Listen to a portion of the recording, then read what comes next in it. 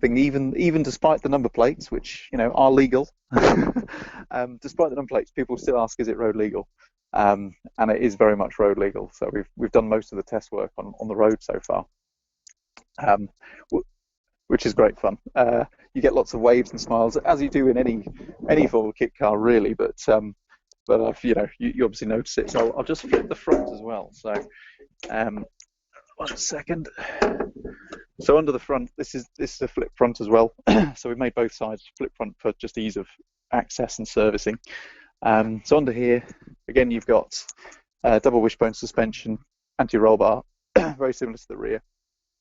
And then there's usually a cover over the brakes, but this is just to show the setup. So we've got twin cylinders, adjustable bias, which obviously in this case is locked for IVA, but we actually found our initial setting was pretty much spot on, so we've not needed to adjust it yet. I'm sure as we get faster and develop, we'll probably want to fiddle with that.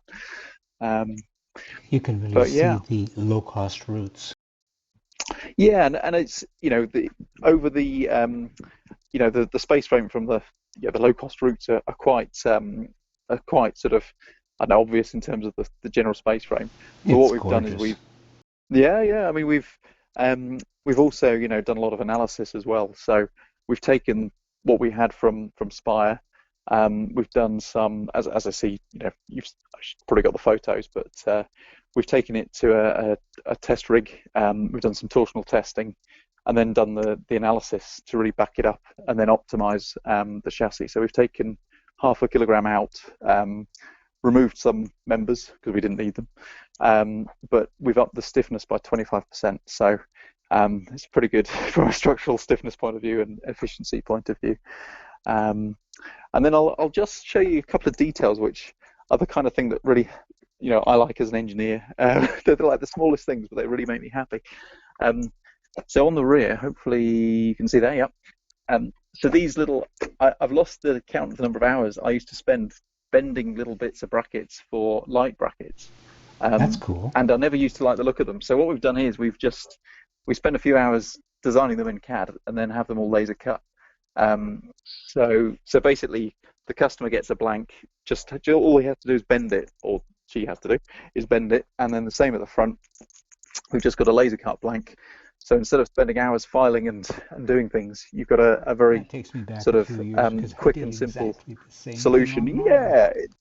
Yeah, it's tedious, but it's also not value added. It doesn't, nobody gets lots of joy out of it. So we thought let's make it easy and do it the professional way and give everyone some really nice looking brackets. That really looks great. Yeah, and it's a bit of the same with these simple brackets here as well. So that's not sure if you can see that. So that's a oil cooler bracket, and then if I go around here, we've done the same with the heater matrix or the radiator matrix. So you've just got this laser cut bracket you can bend to shape. And obviously, probably the most prevalent one is the rear wing bracket. So, that's cool. Yeah, that's all. Again, that's been stress analyzed and then optimized for weight, sort of with the sort of cutting edge software. So basically, we've got pretty much a professionally designed quality car for in the kit car market, which we're pretty pleased with.